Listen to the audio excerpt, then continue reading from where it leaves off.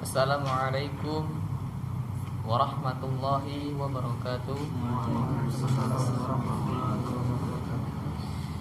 Innal hamdalillah nahmaduhu wa nasta'inuhu wa nastaghfiruh wa na'udzu billahi min shururi anfusina wa min sayyiati a'malina. May yahdihillahu fala mudilla lahu wa may yudlilhu falan tajid lahu waliyan mursyida. Asyhadu an la ilaha illallah wahdahu la syarika lah wa asyhadu anna Muhammadan abduhu wa rasuluh alladzi la nabiyya ba'dah. Qala ta'ala fil kitabil karim A'udzu billahi samil alim minasy syaithanir rajim. Ya ayyuhalladzina amanu taqullaha haqqa tuqatih wa la tamutunna illa wa antum muslimun. Wa qala aidan azza wa jalla fil kitabil karim A'udzu billahi minasy syaithanir rajim. Bismillahirrahmanirrahim.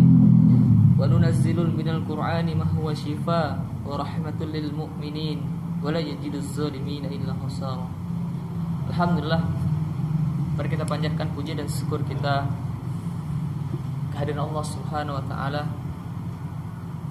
di mana di kesempatan yang mulia ini Allah masih memberikan kita hidayah. Allah masih menanamkan di hati kita keistiqomahan untuk menjalankan ibadah kepadanya.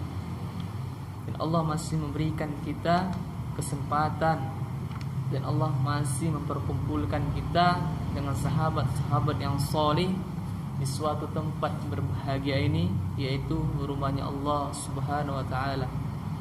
Semoga berkumpulnya kita di sini Allah ridhoi, Allah berikan keberkahan di dalam kehidupan kita, dan Allah terus menanamkan keistiqomahan di dalam hati kita, dan Allah satukan kita di dalam surganya kelak. Amin ya Allah, amin ya rabbal alamin. Dan tak lupa pula selawat beringkang salam mari kita hadiahkan kepada junjungan kita Nabi besar kita Muhammad sallallahu alaihi wasallam, serta istri dan para sahabat dan orang-orang yang terus menjunjung tinggi sunnah-sunnah beliau. Semoga akan mendapatkan syafaat beliau di yaumil akhir kelak. Amin ya Allah, amin ya rabbal alamin. Alhamdulillah, pada kesempatan pada malam berbahagia ini, di pertemuan kita yang keempat, kita masih diberikan Allah keistiqomahan dalam menuntut ilmu, dalam bertolabul ilmi, ya. Karena ilmulah yang membuat kita bahagia, ilmulah yang membuat kita menjadi mulia, ilmulah yang menaikkan derajat kita. Bukan harta, bukan jabatan yang menaikkan derajat kita, tapi ilmu, ya.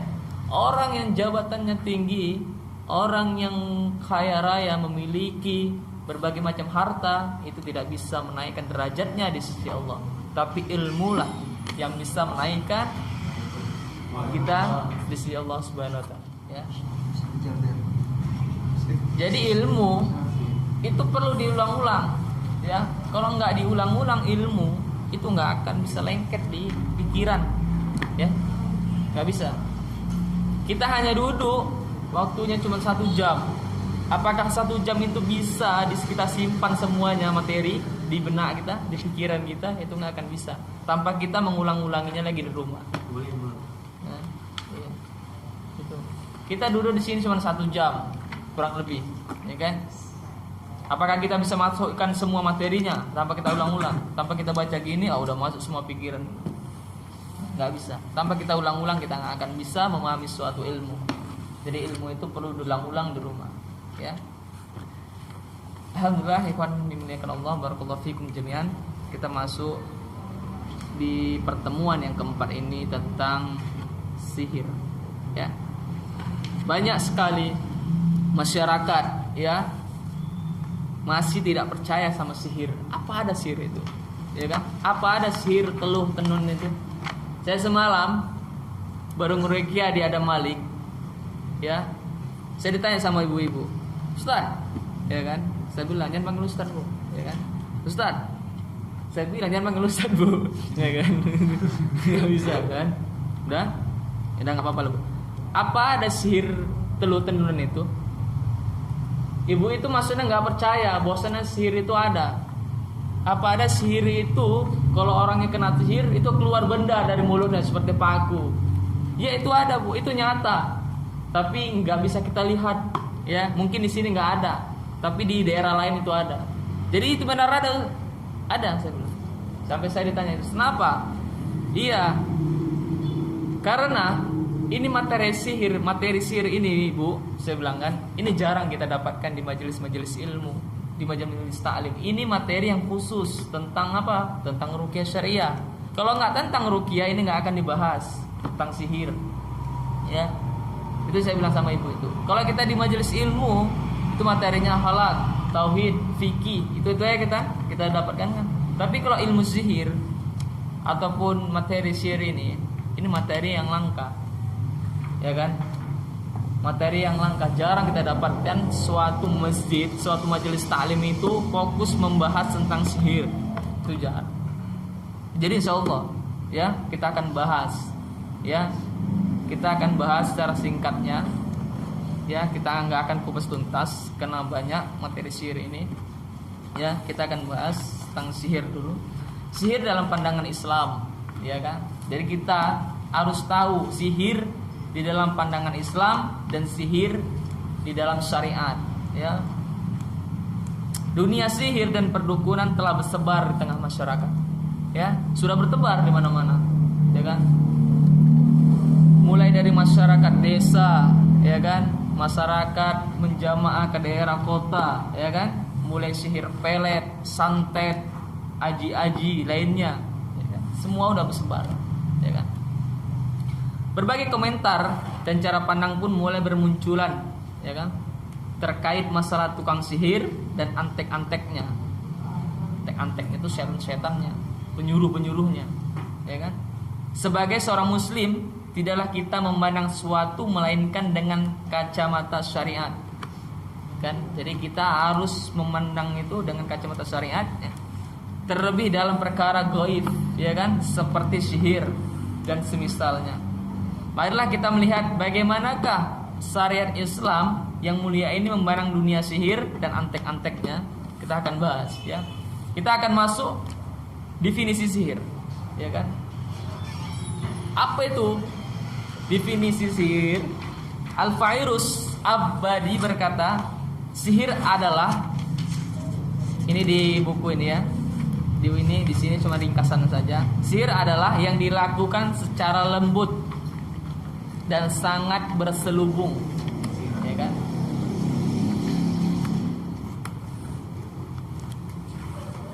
Ungkapan tentang sesuatu yang tersembunyi dan tidak diketahui penyebabnya. Jadi ungkapan tentang sesuatu ini yang bersembunyi. Jadi sihir ini bersembunyi, ya kan, dan tidak diketahui penyebabnya, ya kan. Jadi orang yang ingin menyihir kita itu kita nggak mengetahuinya, ya kan. Tapi akan menimbulkan efek kepada kita, ya. Efeknya apa? Nanti banyak hukum-hukum sihir, banyak macam-macam sihir. Ada sihir ini, ada sihir ini, ya kan. Itulah efeknya kepada kita. Dia menyihir kita untuk apa? Sihir malas misalnya kan. Ada sihir malas, ya. Ada sihir tafrik. Sihir tafrik ini ya sihir perceraian rumah tangga, yang merusak rumah tangga, ya. Ada namanya sihir dan lain sebagainya lagi, ya. Baru Al-Hazari mengatakan makna kata sihir adalah memalingkan dari hakikat.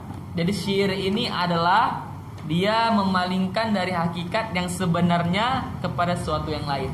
Jadi dia dipalingkannya, ya, dirubahnya dia.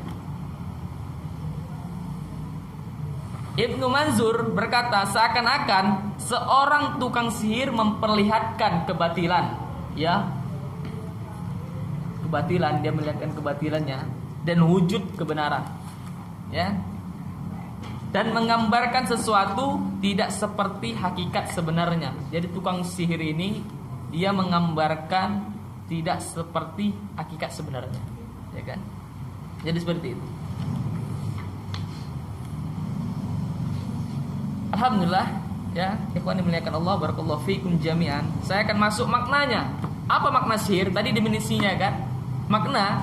Maknanya adalah sihir dalam bahasa Arab tersusun dari huruf ra, ha, dan sin. Ya kan? Yang secara bahasa bermakna segala sesuatu yang sebabnya nampak samar. Ya, sihir ini sama seperti kata sahur, ya kan? Ada sahur terang. Sahurnya gelap apa terang? Gelap. Ya kan? Kalau sahurnya terang, berarti dia kesiangan. Sahurnya jam 7, ya kan? Nggak sahur berarti, ya kan? Nggak puasa, ya kan? Udah makan sarapan. Jadi semuanya sahur itu ya gelap, seperti kata sihir. Sahur dan sihir itu sama maknanya, ya kan? Gemerang ataupun gelap. Seorang pakar Al-Azhari mengatakan, akar kata sihir maknanya adalah memalingkan sesuatu dari hakikatnya. Yang tadi yang disebabkan ya di definisi sihir tadi sudah kita bahas. Maka ketika ada seorang menampakkan keburukan dengan tampilan kebaikan dan menampilkan sesuatu dalam tampilan yang tidak senyatanya, maka dikatakan dia telah menyihir sesuatu. Ya, mudah dipahami? Ya, mudah dipahami? Maka saya berikan ini supaya kita pun membaca juga, ya kan? Saya hanya menjelaskan yang sedikit ini. Pakar ulama, ya, para ulama memiliki pendapat beraneka ragam dalam memaknai kata sihir secara istilah. Ya, sebagian ulama mengatakan sihir adalah benar-benar terjadi ataupun real dan memiliki hakikat. Artinya, sihir memiliki pengaruh yang benar-benar terjadi dan dirasakan oleh orang yang memberikan pengaruh baik secara zahir maupun secara batin. Ya kan? Misalnya orang lain menjadi sakit ataupun bahkan membunuhnya, memisahkan pasangan suami istri dan membuat istri orang lain mencintai dirinya. Ataupun seperti pelet, ya. Paham? Ini namanya sihir, ya kan? Baru kita masuk ini selanjutnya, kita akan bahas ini di buku ini, nanti kita pindah ke kitab ini. Sebenarnya adakah sihir itu? Nah, disinilah orang masyarakat masih meragukannya, ya kan? Sebenarnya adakah sihir itu? Sebagaimana disinggung di depan bahwa dapat persilangan pendapat tentang kebenaran hakikat sihir. Apakah sihir hakiki? Apakah orang yang terkena sihir benar-benar merasakan pengaruhnya? Ataukah sihir hanya sebatas tipuan mata dan tipu muslihat semata? Ini ada suatu penjelaskan ya dari Abu Abdillah Ar-Razi rahimahullah dalam tafsir menjelaskan kelompok Mu'tazilah ini, kelompok yang sesat, dia tidak mempercayai adanya sihir. Ya. Jadi siapa yang mempercayai sihir dia telah kafir. Dari kelompok Mu'tazilah ini. Dari kelompok Mu'tazilah ini, ya, dia tidak mempercayai sihir. Ya, sudah dibaca kan? Mengingkari adanya sihir dalam akidah mereka. Di dalam akidah mereka itu, Mu'tazilah itu, mereka tidak mempercayai adanya sihir. Ya, nggak percayai. Karena sihir itu, kalau ada orang di kelompok mereka mempercayai sihir, maka keluar dari akidah mereka. Kalau disebut mereka kafir, ya kan? Di dalam pandangan Islam, ada nggak sihir itu? Ada. Kalau nggak ada sihir, ngapain dibuat di sini sihir dalam pandangan Islam? Mesti adanya sihir, ya kan?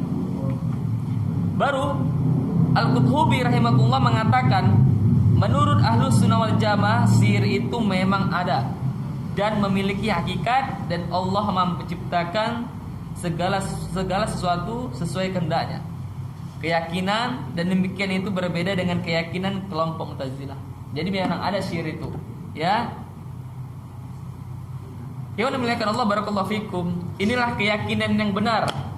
Inilah keyakinan yang benar bahwasannya dia mempercayai sihir itu ada, yaitu kelompok Ahlussunnah wal Jamaah, insyaallah. Ya kan? Inilah keyakinan benar insyaallah. Banyak sekali kejadian baik di masa Rasulullah sallallahu alaihi wasallam, adapun masa-masa setelahnya yang menunjukkan cara kasat mata bahwa sihir memiliki hakikat dan pengaruh. Bukankah Rasulullah sallallahu alaihi wasallam pernah disihir Rasulullah oleh keluarga Lubaid, bin Ahsam al-Yahudi hingga beliau jatuh sakit. Ya. Jadi Rasulullah ini pernah disihir sama wanita dari keluarganya Lubaid. Ya. Jadi buhulnya itu yang disihir itu Rasulullah buhulnya itu dibuang di sumur. Jadi Rasulullah terkena sihir, buhulnya itu dibuang di sumur. Jadilah Rasulullah buhul itu jimat. Ya, seperti ini. Buhul itu adalah jimat.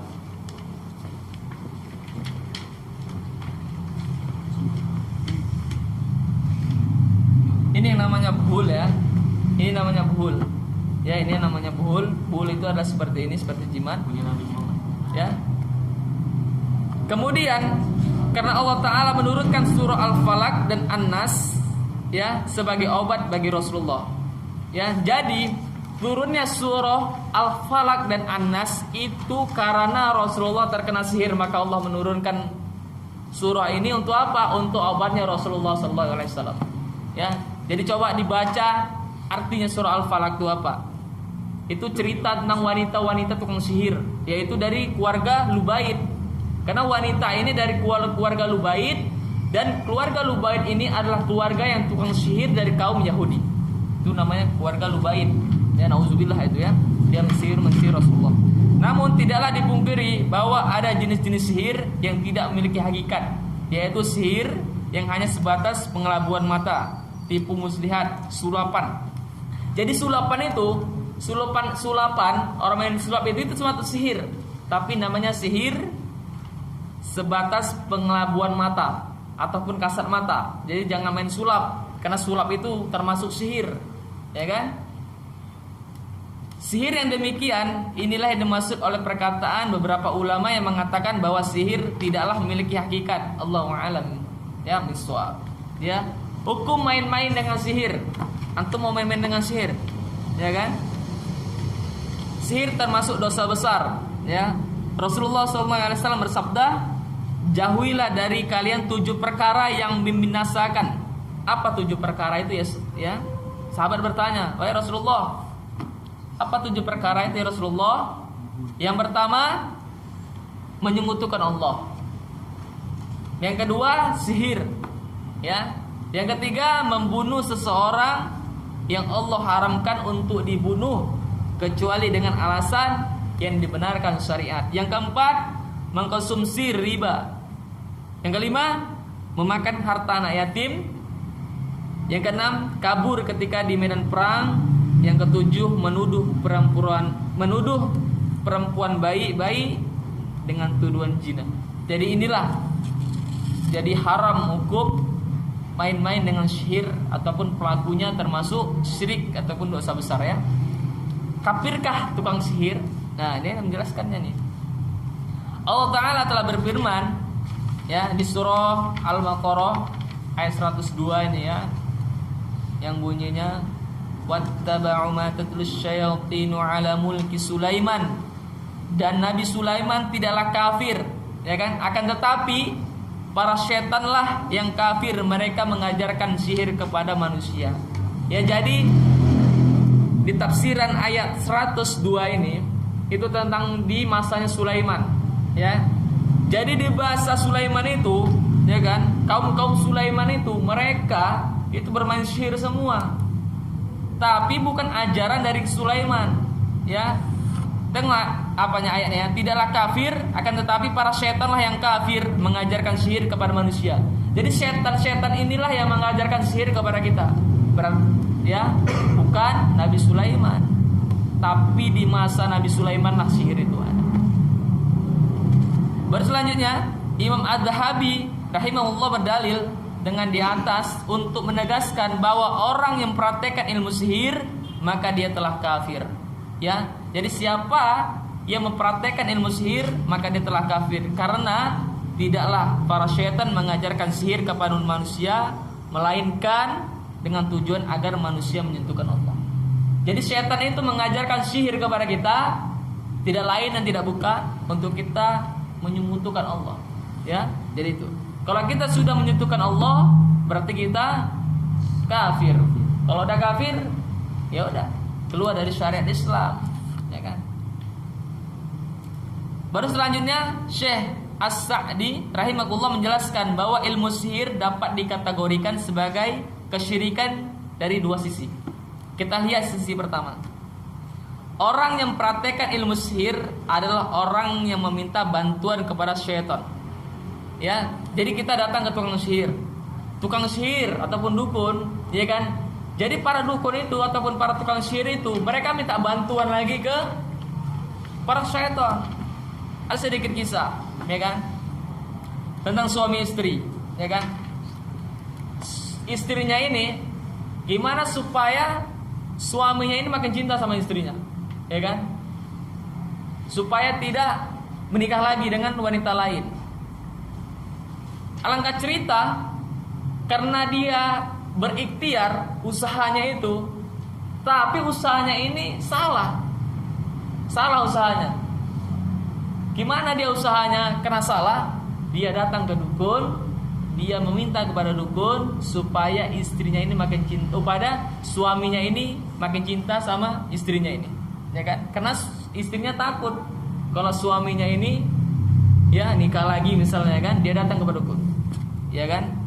Baru dukun itu bekerja sama dengan syaitan, ya kan? Syaitan itulah bekerja. Jadi syaitan itu suruhan dari dukun, ya, suruhan tukang sihir. Ya, jadi kita datang ke dukun, ya kan? Baru dukun itu menyuruh syaitan. Jadi syaitan itulah hadir di rumah tangga mereka. Jadi rumah tangga mereka bukan makin harmonis, malah berantakan. Ya, saya tanya kepada antum, setan mana yang mau rumah tangga seseorang itu harmonis? Syaitanlah penyebabnya menghancurkan rumah tangga. Nah, jadi jangan salah datang supaya ya istri makin cinta sama supaya suami makin cinta kepada istrinya datang ke dukun, makin salah ikhtiarnya, usahanya itu salah. Kenapa? Karena dukun tadi bekerja sama dengan syaitan, dan dukun tadi lah menyuruh syaitan tadi untuk supaya suaminya itu mencintai istrinya, tapi bukan. Tapi malah syaitan itulah yang menghancurkan seluruh kehidupan rumah tangganya. Nauzubillah, semoga ya inilah, ini salah ikhtiarnya. Bukan seperti ini, ya. Baru yang kedua, orang yang mempelajari dan mempraktekkan ilmu sihir adalah orang-orang yang mengaku-ngaku mengetahui perkara gaib. Ya, jadi orang yang mempelajari, mempraktekkan ilmu sihir adalah orang yang mengaku-ngaku mengetahui perkara gaib. Ya, jadi yang tahu perkara gaib itu cuma Allah. Manusia itu nggak bisa. Jadi kita manusia yang biasa ini, kita tidak bisa mengetahui perkara-perkara gaib. Hanya Allah yang mengetahui. Dialah yang berbuat kesyirikan kepada Allah dalam pengakuannya tersebut, ya. Jadi dia yang sudah mengetahui perkara gaib, dan disitulah pengakuannya tersebut kesyirikan dalam rububiyah. Jadi syiriknya itu kepada Allah. Karena tidak ada mengetahui perkara gaib melainkan hanya Allah semata. Ya, perkara gaib itu hanya Allah lah yang tahu, dan kita manusia biasa tidak tahu perkara gaib. Baru selanjutnya Syekh Ibnu Utsaimin rahimahullah merinci bahwa orang yang mempraktekkan sihir bisa jadi orang tersebut kafir, keluar dari Islam. Ya. Jadi kita jangan main-main dengan sihir. Kalau kita sudah praktek, sudah kita belajar tentang sihir, kita sudah keluar dari syariat Islam. Kalau kita ingin masuk lagi ke Islam, kita harus apa? Syahadat ulang. Ya. Jadi itu kalau ada orang tukang sihir datang ke acara ruqyah, berarti dia ingin bertobat kepada Allah. Ya. Dia datang, tapi kita syahadatkan ulang. Kenapa? Di sini penjelaskan ya Ibnu Utsaimin termasuk kafir orang yang mempelajari sihir. Yang pertama, tukang sihir yang mempraktekkan sihir dalam memperkerjakan tentara-tentara syaitan, yang pada akhirnya orang tersebut bergantung kepada syaitan. Jadi tukang sihir ini bergantungnya tidak kepada Allah, tapi kepada syaitan, ya kan? Bertakarrub kepada mereka, bahkan sampai menyembah mereka.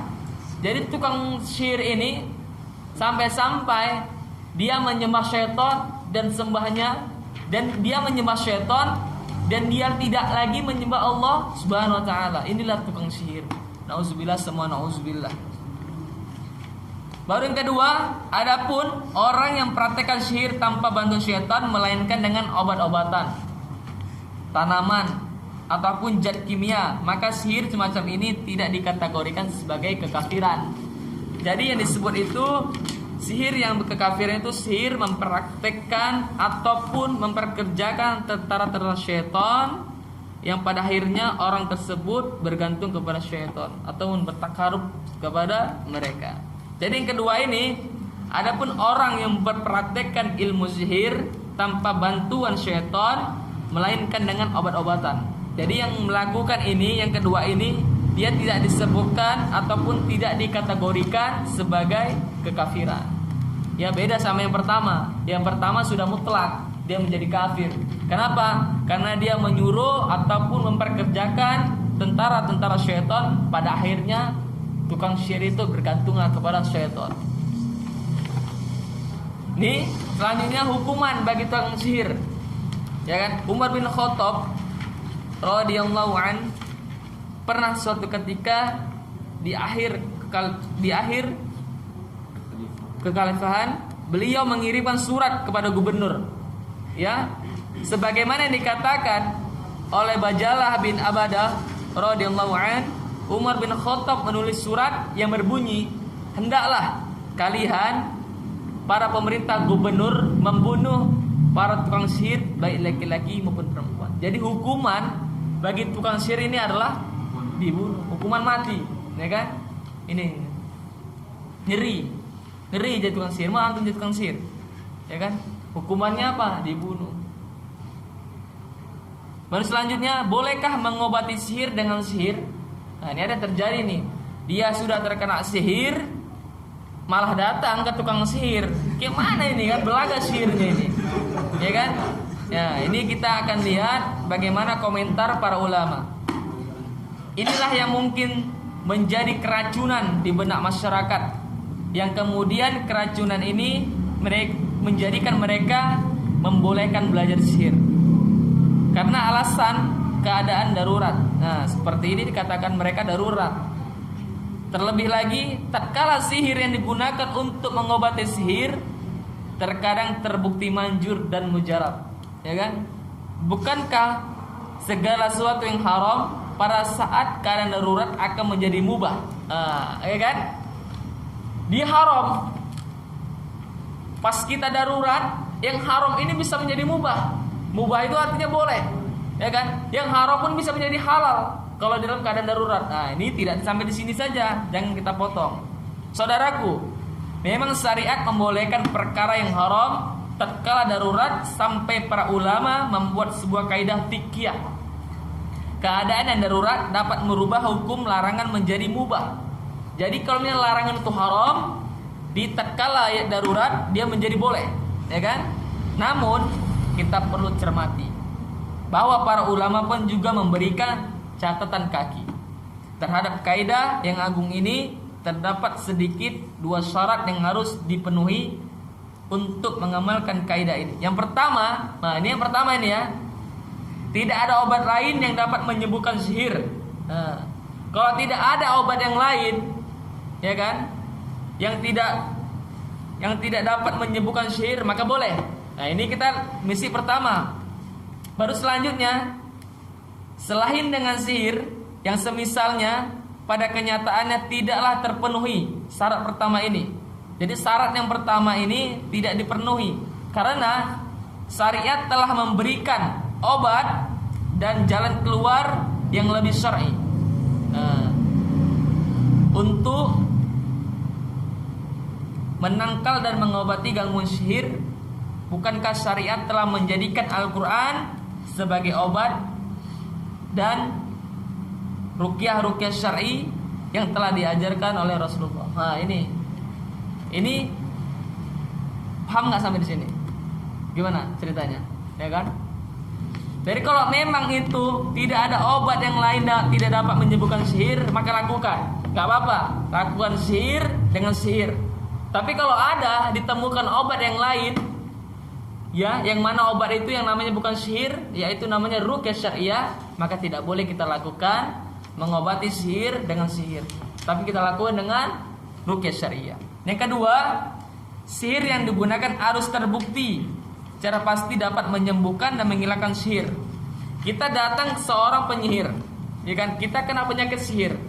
Jadi belaga sihirnya ini, sihir mana yang menang? Ya kan? Yang mana dukun yang paling kuat itulah yang menang, ya kan? Bisa nggak sihir diobati dengan sihir? Ya, bisa nggak?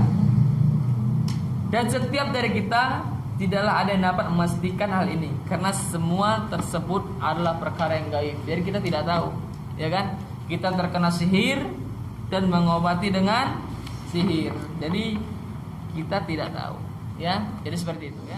Jadi kita mengobatinya harus dengan sihir lagi. Jadi apabila sihir tadi dilaga dengan sihir, dia bisa menyembuhkan gitu dari salah satunya, itu boleh atau enggak?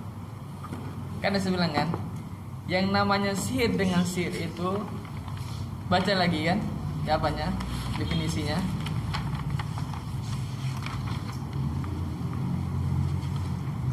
Tidaklah ada yang memastikan hal ini, karena semua termasuk adalah perkara yang gaib. Jadi tidak ada yang bisa memastikan, ya kan? Kenapa? Karena ini adalah perkara yang gaib. Kan saya bilang perkara yang gaib itu hanya Allah yang tahu, ya kan? Jadi gitu. Walaupun dia sembuh dari sihir itu, ya kan? Kita nggak akan tahu, ya kan? Karena itu perkara yang gaib dan kita tidak boleh membenarkannya, ya kan? Seperti itu, ya kan? Jadi jalan terbaiknya itu adalah ruqyah syariah. Karena Allah menurunkan Al-Quran itu sebagai obat. Rasulullah mensunahkan ruqyah ini, ya kan? Jadi ilmu ruqyah ini adalah ilmu yang disunahkan Rasulullah untuk kita semuanya. Tapi banyak umat ataupun masyarakat yang belum percaya sama ruqyah ini, ya kan? Jadi kalau kita pelajari, mengetahui, ya kan, Al-Quran itu sebagai obat, sebagai syifa, mungkin insya Allah kita nggak percaya sama obat lain lagi, ya kan? Kita hanya terpatok, ya kan, kepada Al-Quranul Karim, ya kan? Kenapa? Di tatkala kita membaca Al-Quran itu hati mengguncang. Kalau semakin mengguncang, coba kita lamakan lagi bacaannya. Kenapa kita tahan kerja sampai berjam-jam, sekolah sampai berjam-jam, ya kan? Duduk di bangku kan? Kenapa kita di saat kita duduk, kita membaca Al-Quran, kita nggak tahan berjam-jam? Kenapa seperti itu? Ya kan? Kalau hati sudah terguncang saat membaca Al-Quran, coba lagi ditambah lagi waktunya. Gimana ke depannya? Jadi Al-Quran ini adalah sebagai obat, ya, nomor satunya di dunia kalau kita bilang. Banyak sudah terbukti yang sembuh dengan Al-Quran. Penyakit manapun, ya, kalau saya bilang seperti kanker, seperti tumor, itu bisa hancur penyakit dengan pengobatan metode Al-Quran. Jadi sihir dengan sihir itu adalah perkara yang gaib. Jadi kita nggak akan tahu, ya kan? Perkara yang gaib itu manusia itu nggak tahu. Itu yang tahu hanyalah Allah Subhanahu wa ta'ala. Kan lain? Orang yang mengetahui perkara itu gimana? Apa dia bisa melihat hal yang gaib itu? Iya, orang yang mengetahui perkara yang gaib pasti dia udah bisa melihat perkara-perkara yang gaib, ya. Jadi ilmu gaib ini sama seperti ilmu sihir, ya kan? Sama saja. Jadi dia, siapa yang sudah tahu perkara yang gaib, ya, dia sudah melakukan kesyirikan kepada Allah. Jadi seperti itu. Jadi manusia tidak tahu perkara yang gaib, hanya Allah yang tahu. Lagi selanjutnya, sebelum kita masuk materi juga tentang sihir.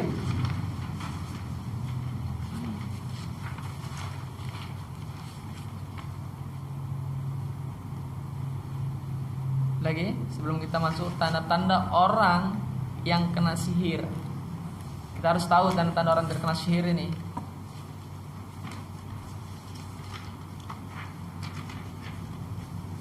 Tanda-tanda orang terkena sihir pada waktu tidak sadar. Kalau kita bilang di waktu tidur, ya. Kalau waktu tidak sadar itu kan kita di saat kita waktu tidur, ya.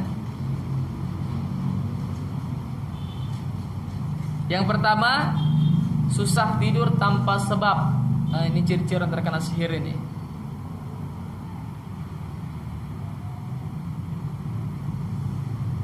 Yang kedua, suka mimpi buruk. Nah, siapa yang sering mimpi buruk ini? Biasanya yang sering mimpi buruk itu wanita itu. Ya. Kalau laki-laki itu jarang tuh. Baru yang ketiga, terkadang mimpi ketemu arwah nenek moyang. Ini ciri-ciri ya, tanda-tanda.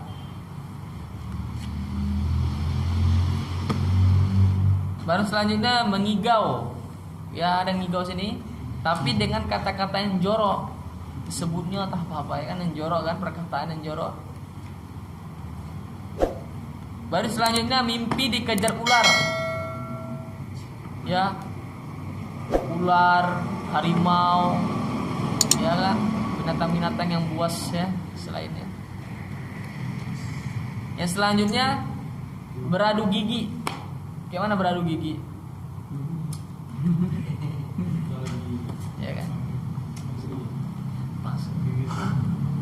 Yang selanjutnya mimpi jatuh dari tempat yang tinggi. Ada di sini pernah mimpi jatuh dari tempat, ya kan? Dan bayangan kan? Hanya Allah yang tahu ya.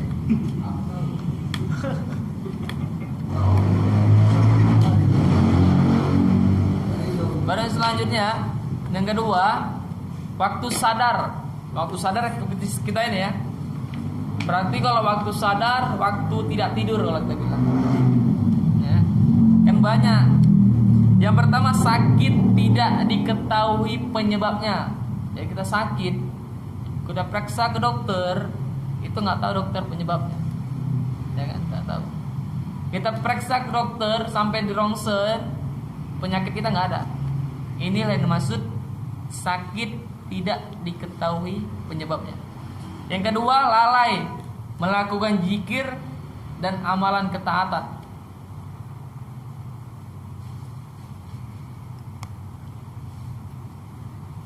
Yang selanjutnya, rasa pusing terus menerus, bukan karena penyakit pusing. Jadi kita rasa pusing terus menerus nih, ya. Bukan kita ada penyakit pusing, tapi penyakit pusing ini penyakit pusing yang aneh, ya kan, tanpa penyebabnya, ya kan? Kita nggak pusing, ya kan? Tapi kenapa ada penyakit pusing, ya? Inilah dia. Baru yang selanjutnya, gampang marah. Sama sini gampang marah ini. Emosinya terlalu tinggi.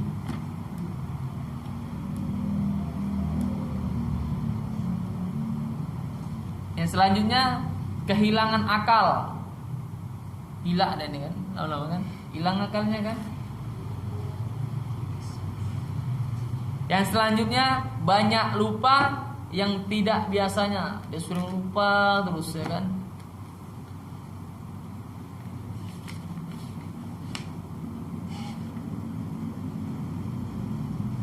Yang selanjutnya, lemah seluruh tubuh disertai malas.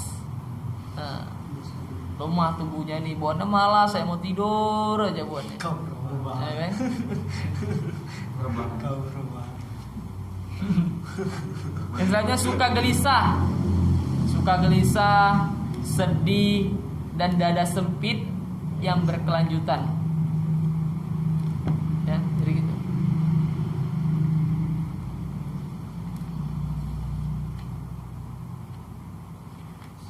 Gitu kan dulu.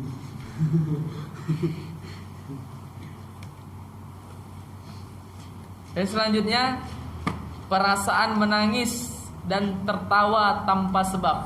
Ini ada yang tertawa tanpa sebab sini nih. Kalau lucu ketawa. Kehilangan akal lah. Ali ya.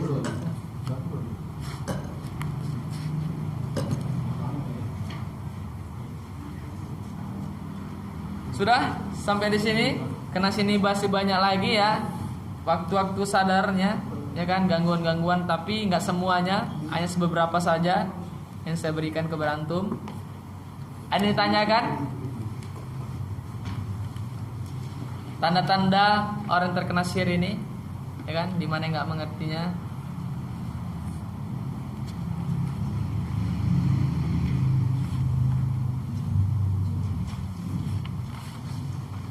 Ada?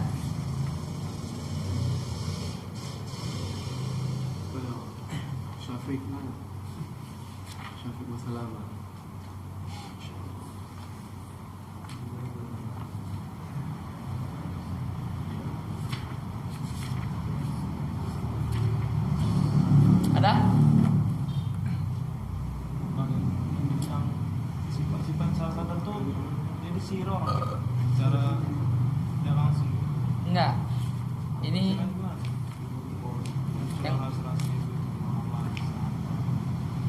Ini tanda-tanda orang yang kena sihir dan jin.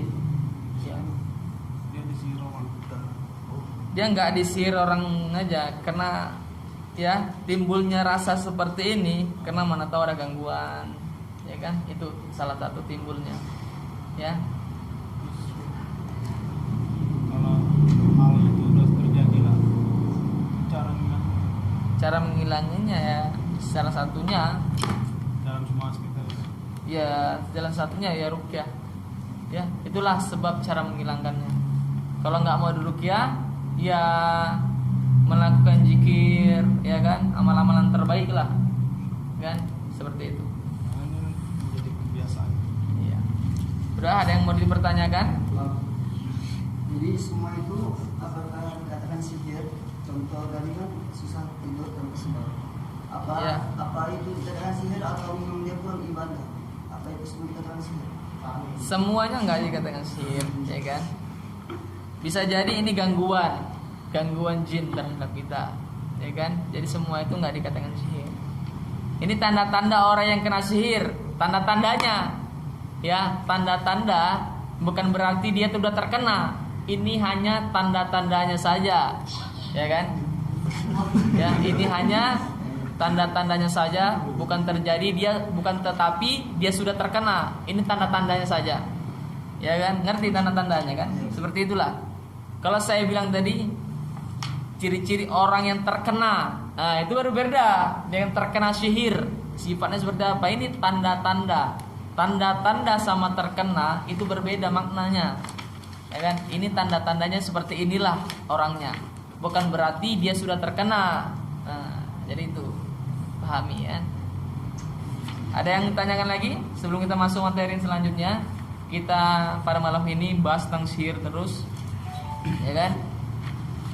Sudah tahu ya pengertian sihir itu apa, ya kan? Sudah ada di sini tadi.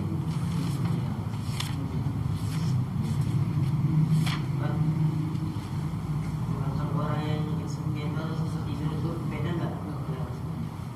Itu kalau tanda-tanda tidur atau gimana? Insomnia tadi itu sama tanda-tanda. Yang saya sebutkan tanda-tanda itu bukan berarti dia sudah terkena, itu beda ya. Iya, itu tanda-tandanya. Insomnia sama susah tidur sama. Kenapa? Karena sama-sama bermakna. Susah tidur disebut insomnia. Insomnia itu apa? Itu udah susah tidur. Jadi banyak sering itu terjadi. Kita susah tidur, ya kan? Kebiasaan dia juga. Ya, bisa jadi itu kebiasaan dia. Jadi kalau kita susah tidur, ya udah, kita jangan bawakan kita menung, jangan. Kita coba membaca Al-Qur'an. Kenapa? Karena di saat membaca Al-Qur'an kita ngantuk nggak? Ya kan? Ngantuk kan? Ya udah, disitulah kita tidurnya. Tidur terus.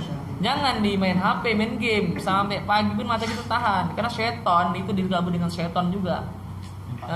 Setan kalau yang enak-enak itu suka dia. Tapi kalau dengan Al-Qur'an, ngantuk nggak kita di saat baca Al-Qur'an? Ngantuk kan? Ya udah, kalau kita nggak mau tidur di malam hari, coba baca Al-Qur'an, pasti ngantuk.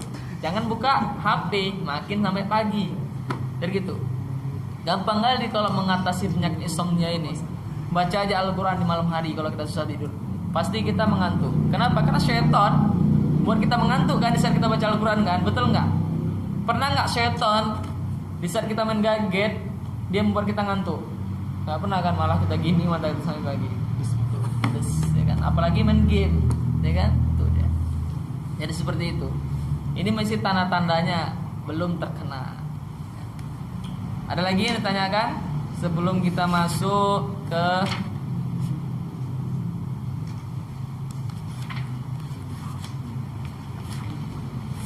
ada lagi?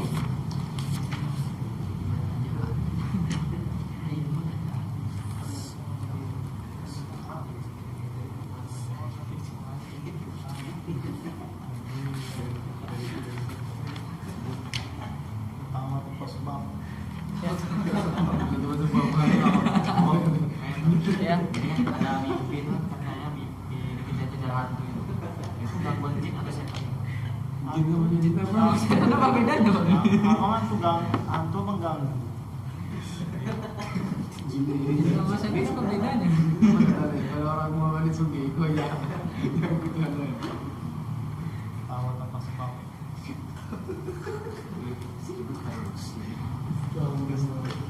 mengambil tahu sebab Sebab apa? Ya mimpi tadi kan dikejar setan itu. Hmm. Jadi itu tanda disihir itu. Enggak. Enggak. Enggak. Itu sebabnya bisa jadi itu mimpi buruk. Mimpi buruk itu datangnya dari mana? Mimpi buruk itu datangnya dari setan. Mimpi yang bagus itu datangnya dari Allah. Kenapa dia bisa jadi mimpi dikejar-kejar setan? Karena di waktu tidurnya dia tidak mengamalkan sunnah, ya kan? Dia tidak baca ayat kursi.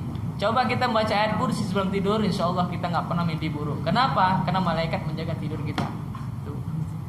Jadi kalau orang yang sering mimpi buruk, ya kan, bisa jadi dia tidurnya itu tidak mengamalkan sunnah, ya kan? Dari mana-mana, dari jalan-jalan langsung ke tempat tidur. Kenapa? Karena di tempat tidur itu, ya sebelum kita tidur, itu setan-setan ataupun jin itu udah tidur di situ duluan. Bagaimana kita cara mengatasinya? Disekerbas, pakai sapu, pakai apa, ya kan? Itulah dia akan kabur. Ya kan? Jadi kita kalau sudah mengamalkan sunnah sebelum tidur, insya Allah tidur kita pasti enak, ya kan? Tanpa mimpi buruk, ya kan? Kalaupun mimpi yang baik, mimpi umroh misalnya kan, mimpi yang baik lah kan. Tuh, udah? Ada yang ditanyakan lagi? Tentang sihir, ini kita akan bahas sihir nih sampai selesai lah. Nggak sampai selesai lah, sampai seberapa dapatnya aja lah, ya kan? Saya akan bahas di sini sifat-sifat tukang sihir. Jadi kita harus tahu sifat-sifat mereka itu gimana. Berikut ini beberapa sifat tukang sihir sebagaimana yang dikemukakan oleh Syekh Abu Ubaidah Al-Mubarak. Yang pertama, menjual dan seluruh dia miliki untuk syaitan. Jadi tukang sihir ini dia menjual dirinya dan seluruhnya apapun yang dia miliki untuk syaitan, kan? Jadi itu. Jadi tukang sihir itu seperti ini. Yang kedua, memasang tarif dan tidak malu-malu, ya kan? Jadi dia masang tarif kepada pasiennya 500 juta misalnya kan. Dia nggak malu-malu, dia tidak sungkan-sungkan menyebutkannya seperti itu, ya kan? 200 juta misalnya kan. Serta tidak mengenal kasih sayang meskipun yang berobat orang yang tidak mampu. Ya, dia mana ada lihat-lihatnya orang susah kah, orang duafa kah, pakai miskin kah, ya kan? Namanya sudah tukang sihir. Dia sudah bekerja dengan syaitan, ya kan? Tuh. Dia pun gak ada kasih sayangnya, ya kan? Dia sudah tidak sungkan-sungkan lagi. Mau dia orang susah, mau dia duafa, terus ditarifkannya dengan tarifan yang tinggi, ya. Yang ketiga, tidak pernah ada rasa takut atau kaget saat tuannya setan muncul di wujud apapun yang menakutkan. Nah, jadi dia nggak akan kaget. Tukang sihir ini nggak pernah kaget kalau tuannya siapa? Tukang sihir ini Tuhannya bukan Allah, tapi setan. Kenapa? Karena dia sudah menyembah setan. Nah. Baru yang keempat, tidak pernah merasa bosan bila iblis tidak memenuhi perintahnya. Nah, jadi sihir ini, tukang sihir ini, mereka tidak pernah bosan, ya kan? Bila iblis tidak memenuhi perintahnya secara langsung, serta tidak ragu sedikit pun untuk melakukan apa saja yang melanggar agama. Jadi dia itu tukang sihir ini, dia tidak bosan-bosan. Ya bila syaitan ataupun iblis tidak memenuhi perintahnya, tidak memenuhi permintaannya, dia tidak sungkan-sungkan, dia tidak ragu untuk melakukan apa saja yang melanggar dari agama, ya kan? Jadi syaitan ini, ya kan, ataupun tukang sihir bekerja sama dengan syaitan. Jadi syaitan ini menyuruh tukang sihir itu untuk melanggar syariat Islam, ya kan? Itulah salah satunya gimana permintaan tukang sihir tadi dikabulkan oleh syaitan. Salah satunya apa? Tukang sihir harus melakukan tindakan ataupun keluar dari syariat Islam, melanggar syariat Islam. Itu maknanya. Baru yang kelima, berusaha sekuat tenaga untuk menjalankan sihirnya. Ya, jadi tukang sihir ini dia sekuat tenaga ya untuk menjalankan sihirnya dengan mantra-mantra. Sekuat tenaga itu, ya kan? Serta tidak memikirkan dampak buruk dari perbuatannya atau apa yang diderita oleh korbannya, ya kan? Jadi dia nggak sungkan-sungkan untuk menyihir kita, ya kan? Supaya kita mati terus, ya kan? Di sihir ada mati, ada, ya kan? Ada di sihir yang bisa mati. Orang yang terkena sihir bisa nggak mati, bisa, ya kan? Namanya tukang sihir itu dia tidak sungkan-sungkan lagi, langsung dibunuh terus. Yang bunuh bukan dia, tapi setan. Dialah yang menyuruh setan untuk melukai seseorang tanpa sungkan-sungkan. Jadi setan itu menjalankan perintahnya, ya kan? Setan menjalankan perintah tukang sihir, bukan berarti tukang sihir ini apa? Maksudnya menjadi bos, enggak. Yang jadi bos itu setan, bukan tukang sihir.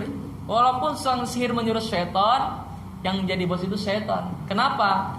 Kenapa saya bilang seperti itu? Karena tukang sihir disuruh melanggar agama. Kenapa? Karena setan tidak suka bosan tukang sihir. Ada nggak tukang sihir sholat, ya kan? Ya kan? Kalau sholatnya tukang sihir, kita Allahu a'lam diterima apa tidak? Ya kan? Kenapa? Karena dia sudah keluar dari syariat Islam. Kalau dia ingin melakukan ibadah, dia harus melakukan syahadat ulang lagi. Baru yang keenam, bandel dan ngeyel. Dia tidak akan meninggalkan akidah setan yang diyakininya. Ya. Setan ini memiliki akidah. Jadi tukang sihir itulah yang menjalankan akidah setan. Akidah setan beda sama akidah kita, ya kan?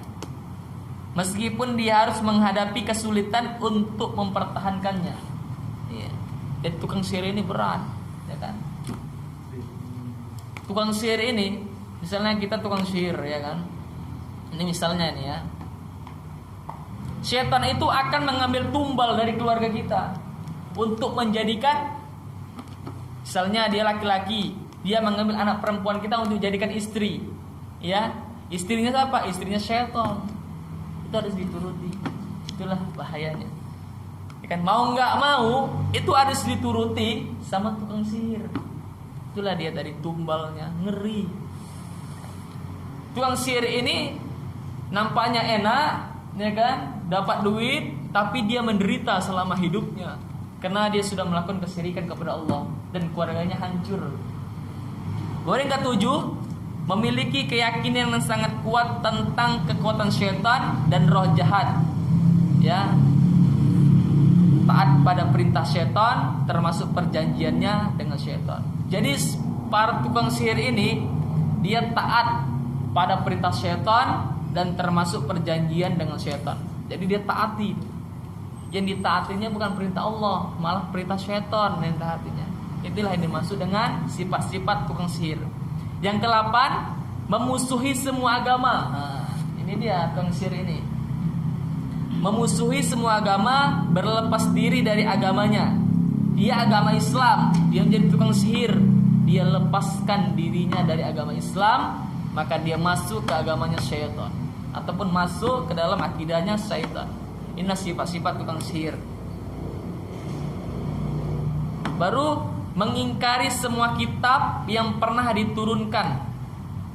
Ya, kitab-kitab yang diturunkan Allah hanya Al-Qur'an, ya kan? Ada kitab Injil lagi, itu diingkarinya. Dia akan merobeknya, membakar atau menggunakannya pada tempat yang kotor atau hina.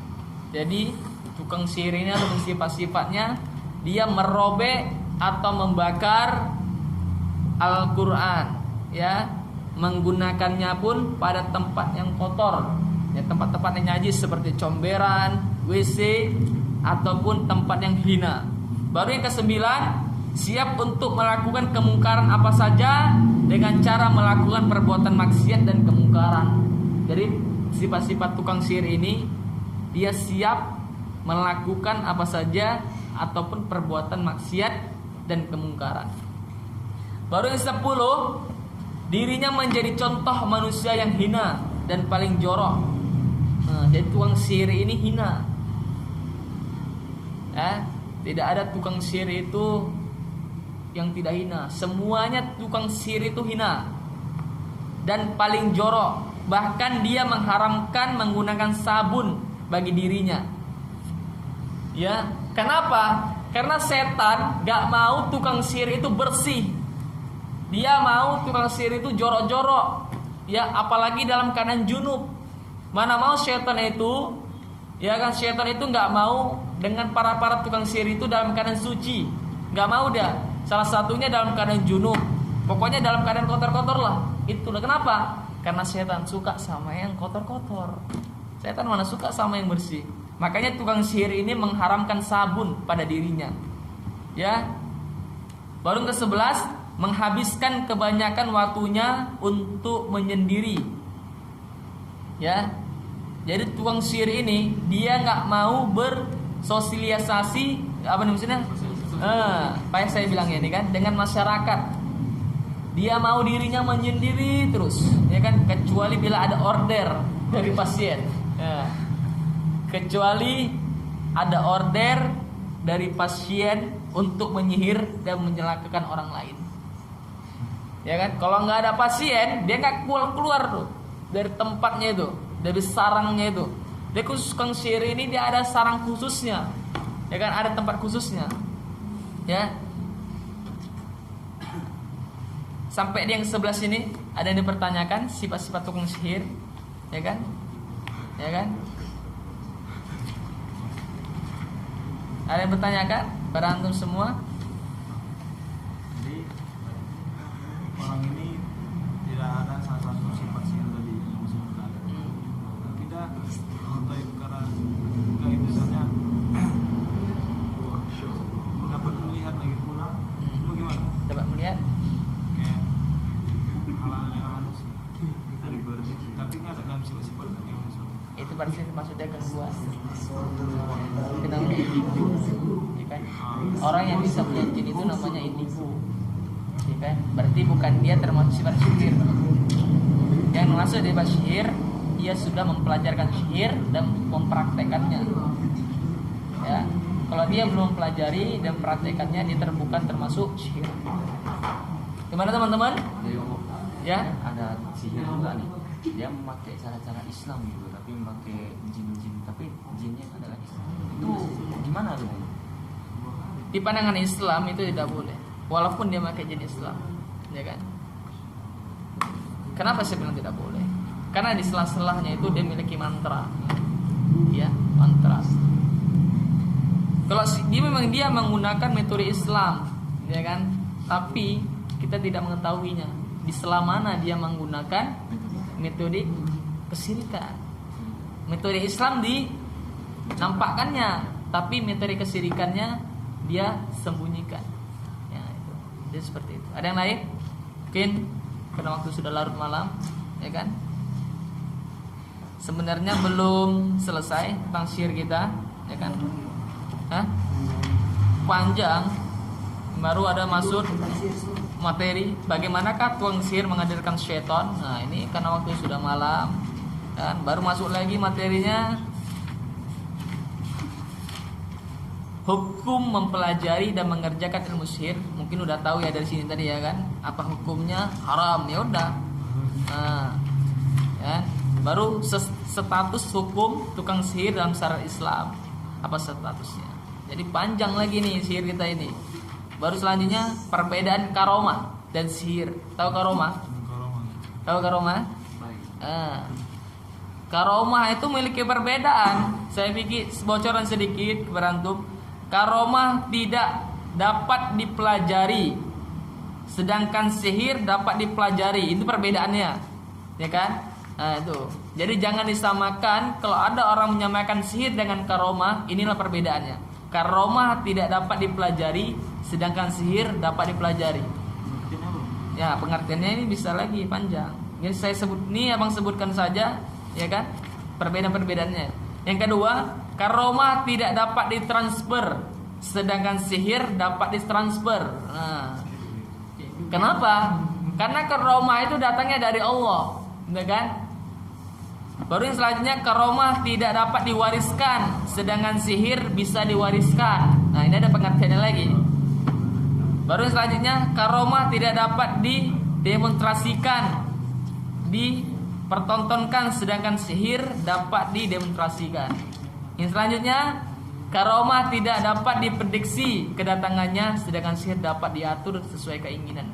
Jadi karomah itu tidak dapat diprediksi kapan datangnya. Kenapa? Karena Allah mendatangkan karomah kepada kita. Kita nggak tahu kapan datangnya karomah kepada kita. Yang selanjutnya, karomah terjadi tidak berulang-ulang. Karomah itu terjadi hanya sekali saja. Kalau sudah berulang-ulang berarti namanya bukan karomah.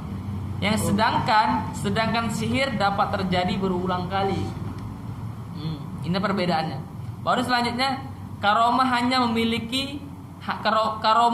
hanya dimiliki oleh orang yang soleh, ya kan? Sedangkan sihir dimiliki orang munafik, fasik dan kafir. Yang selanjutnya, karomah tidak dapat diperjualbelikan. Jangan kita jual karomah kita, ya kan? Sedangkan sihir dapat diperjualbelikan. Sihirlah yang dapat diperjualbelikan. Ya, jadi karomah ini perbedaan tadi. Ya, mungkin di pertemuan yang kelima minggu depan akan kita bahas, karena sihir kita belum habis ya. Gimana kita masuk materi ain, ya kan? Sedangkan sihir malam hari ini belum kita kupas tuntas, ya kan? Bisa saja kita sebenarnya cepat, ya kan? Membahas tentang sihir ini, ya kan? Bacanya seperti tadi, seperti karomah tadi. Tidak saya bacakan penjelasannya, kenapa ini, kenapa itu, kan cepat kan? Jadi kalau saya baca itunya aja, nanti teman-teman gak bisa memahami kan? Ada yang lain? Sampai di sini pertemuan kita tentang sihir. Itu masalah surah-surah yang dihafalkan itu rekomendasinya apa nih? Maksudnya? Surah-surah yang harus kita hafal kan? Dan kemarin itu ada surah Sihir. iya kan? Dan kemarin itu surah-surah yang direkomendasikan itu apa-apa itu yang harus kita hafalkan. Ya, maksudnya yang semampu aja lah kalau kita bilang. Ya, semampu kita aja lah. Ya kan? Karena kalau semua itu lebih bagus. Tapi kan semua itu waktu yang sangat panjang. Kan? Kalau kita cepat hafalan, kita cepat nangkapnya, mudah ngapalnya. Ya kan? Ya semampu kita seperti Al-Baqarah, ayat kursi, ya kan? Ya surah apa tadi kan? Sambil dibaca ayatnya, sambil dibaca artinya, disitulah kita paham maknanya ayat ini apa, ya kan? Kan sudah jelas kan, sudah ada artinya kan? Makanya sambil kita hafal ayatnya dan kita juga hafal artinya, itu apa artinya, ya kan? Tentang Al-Baqarah ayat 102 ini, ya kan? Wattaba'u ma tatlu syayatinu ala mulki Sulaiman. Itu tentang sihir, ya, tentang kita bahas pada malam hari ini, yaitu baca artinya itu apa, ya kan? Baru lau anzalna hadzal qur'ana ala jabalin la ra'aitahu khashi'an mutasaddian min khasyatillah. Ya, apabila Al-Qur'an ini diturunkan kepada gunung ini nggak akan kuat, gunung ini pasti meletus karena tidak kuat menahan runtuhan Al-Quran dengan gunung. Gunung aja yang begitu besar itu nggak kuat menahan Al-Quran, apalagi jin, ya kan, yang kecil, ya kan, yang kita tidak tahu wujudnya itu apa, ya kan, itulah dia. Jadi dengan surah-surah yang seperti itu, ya kan, disitulah, ya kan, kalau kita ingin mengajabnya, ya, kita baca surah An-Nisa ayat 56, ya. Innal ladzina kafaru bi ayatina sawfa nuslim naro, ya kan? Kullama natidat juluduhum baddalnahum juludan khairuha lajukul ajab, ya kan? Itu ayat-ayat spesifiknya, ya. Ya kalau ayat yang kalau misalnya dia susah, ya kan? Dia bandel, dia jengkel, ya kan? Ya, kita tinggal baca surah. Saya lupa surahnya, saya sebut aja ayatnya. Innahu min Sulaiman wa innahu bismillahirrahmanirrahim alla ta'anu alayya wa tuni muslimin. Nah, itu ada tuh di mana, siapa yang megang apa tuh? Modul apa?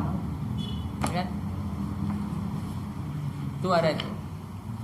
Itulah ayat-ayat spesifiknya sebelum kita terjun, ya kan, di hari Ahad nanti. Ya cobalah, ya kan, kita persiapkan diri kita. Maka seorang peruqyah ini harus dekat dengan Allah, harus dekat dengan ilmu. Baru di surah Al-Anfal ayat 17 dan 19. Nah, di sini kalau kita ingin melihat dia itu bandel jinnya melawan kepada kita, ya kita tinggal bacakan falam tatuluhum walakinallaha qatalahum wa ma ramaita idh ramaita walakinallaha rama. Yang artinya, maka yang sebenarnya bukan kamu yang bunuh mereka, akan tetapi Allah lah yang bunuh mereka, dan bukan kamu yang melempar ketika kamu melempar, tetapi Allah lah yang melempar. Nah, disinilah ayat spesifiknya, ya kan? Banyak lagi ya. Jadi kita sambil dibaca ayatnya, coba dibaca artinya. Disitulah kita tahu apa makna ayat tersebut, ya kan? Nah, seperti surah Al-Baqarah ya, Al-Baqarah ayat 102 sampai 103. Dan mereka mengikuti apa yang dibaca oleh setan-setan pada masa kerajaan Sulaiman. Inilah yang kita bahas dari tentang sihir. Dan mereka mengatakan bahwa Sulaiman itu mengerjakan sihir, ya kan? Padahal Sulaiman itu tidak kafir dan tidak mengerjakan sihir. Hanya setan-setan itulah yang kafir mengerjakan sihir. Nah, jadi Sulaiman itu, di masa Sulaiman itu nggak mengajarkan sihir dan tidak mengerjakan sihir, ya, tetapi hanya setan-setan itulah yang kafir dan mengerjakan sihir. Nah, makanya keluarlah surah Al-Baqarah tentang Sulaiman. Ya, banyak lagi ayat-ayatnya ini, ya kan? Yang bisa kita hafal, ya ada yang panjang, ada yang mudah.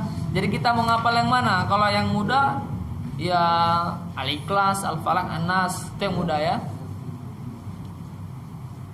Jadi itu aja. Kita memiliki satu model aja. Gak usah kita baca ayat banyak-banyak. Kita model ayat kursi, insya Allah. Kita berkeyakinan dengan Allah, dengan ayat kursi, insya Allah kita hancurkan masa-masa kita. Ya, ya. Coba kita baca ayat kursi berulang-ulang, insya Allah, ya kan, syaitan itu nggak akan kuat, ya kan. Kita sambil berdoa kepada Allah dalam hati, ya kan. Kita modal ayat kursi, kita bisa menghancurkan syaitan.